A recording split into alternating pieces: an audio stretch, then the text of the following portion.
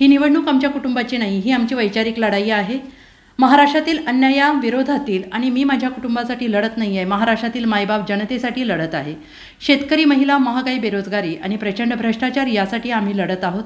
घरात काही संबंध नाही. राजकारणात आम्ही मायबाप जनतेसाठी आलो आहोत. 4 वेळा कोणाला उपमुख्यमंत्री केलं, मला, रोहितला की युगेंद्रला. भारतीय जनता पक्षामध्ये पूर्णपणे 2 विचार झाले आहेत. एकीकडे देवाभाऊ म्हणतायत की दुसरीकडे त्यांचे मित्रपक्ष आणि पंकजा मुंडे एक म्हणतायत. आणि याचाच अर्थ भारतीय जनता पक्षाचे 2 भाग झाले आहेत. 2 पक्ष फोडून पास होणारे देवाभाऊ देतील त्यांना विचारा. काय नेमकं त्याचं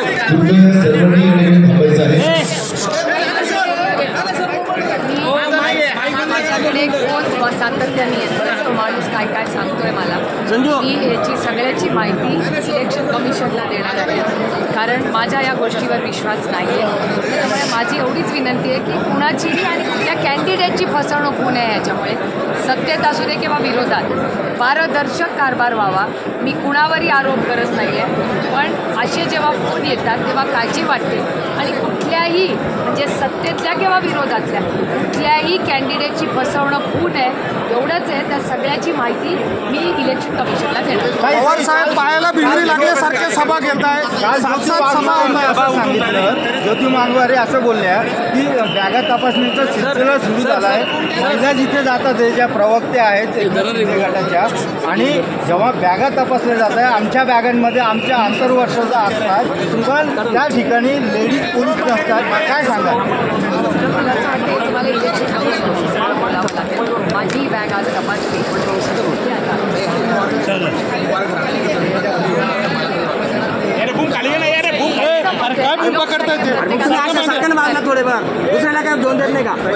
आणि हे इलेक्शन आमच्या कुटुंबाचं नाही आहे, एक वैचारिक लढाई आहे महाराष्ट्रावर होणाऱ्या अन्यायाच्या विरोधात. आणि मी माझ्या कुटुंबासाठी लढत नाही आहे, मी महाराष्ट्राच्या मायबाप जनतेसाठी लढते. या भागातल्या शेतकऱ्यांना हमी भाव मिळत नाही आहे याच्यासाठी लढते. महिलांसाठी लढते, कारण का महिलांवर अन्याय आहे. महागाई, बेरोजगारी आणि प्रचंड भ्रष्टाचार याच्यासाठी मी लढते. घरातला घरात हो, घरातला काय संबंध यायचा आहे? आम्ही राजकारणात आमच्या घरासाठी नाही आलो, आम्ही राजकारणात या राज्यातल्या मायबाप जनतेची सेवा करण्यासाठी आलो. पहिले म्हणाले की अदानींसोबत बैठकीत शरद पवार देखील होते, काल कबुली केली की शरद पवार. हा प्रश्न तुम्ही अजित पवारांना विचारा. मी पहिल्याच दिवशी म्हणले होते की मला हे झालेलं माहिती नाही, आणि त्यांनीच स्टेटमेंट केलं आहे, त्यांनीच यू टर्न केला आहे. दोन्ही प्रश्न त्यांनाच विचारा, माझा काय संबंध नाही. पहिले साहेब असं म्हणायचं की माझ्यानंतर सुप्रियाकडे लक्ष द्या, मात्र आता ते नातवाकडे लक्ष द्या.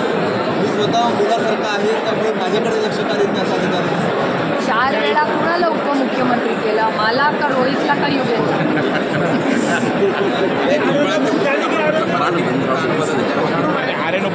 अरे यार तुमच्या मुलीला आवाज येतो का? आम्हाला आवाजासाठी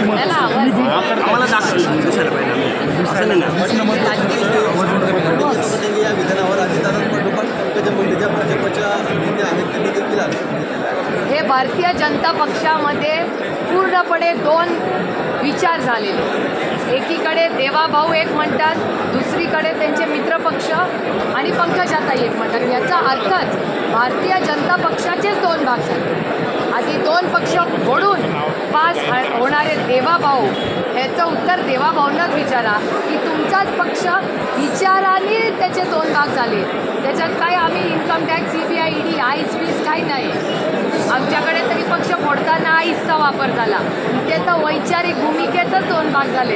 याचं उत्तर तुम्हाला देवाभाऊंना विचारायला लागेल.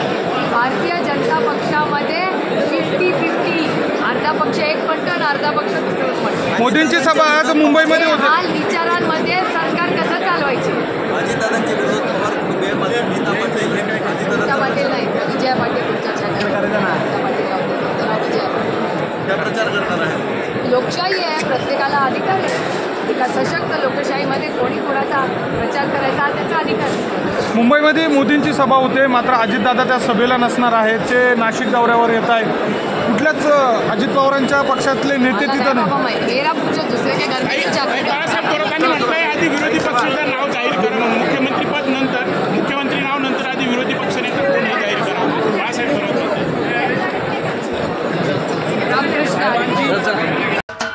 महाराष्ट्राचे सर्वमान्य दैनिक समर्थ गावकरी अहमदनगर, पुणे, नाशिक, जळगाव, धुळे, नंदुरबार, सोलापूर, कोल्हापूर, सांगली, सातारा, मुंबई, ठाणे, पालघर, रत्नागिरी, रायगड, सिंधुदुर्ग, नांदेड, उस्मानाबाद, बीड, औरंगाबाद, नागपूर, गडचिरोली, भंडारा, गोंदिया, अकोला, यवतमाळ, बुलढाणा येथून एकाच वेळी प्रसिद्ध होणारे एकमेव दैनिक सर्वसामान्य जनतेचे खुले व्यासपीठ.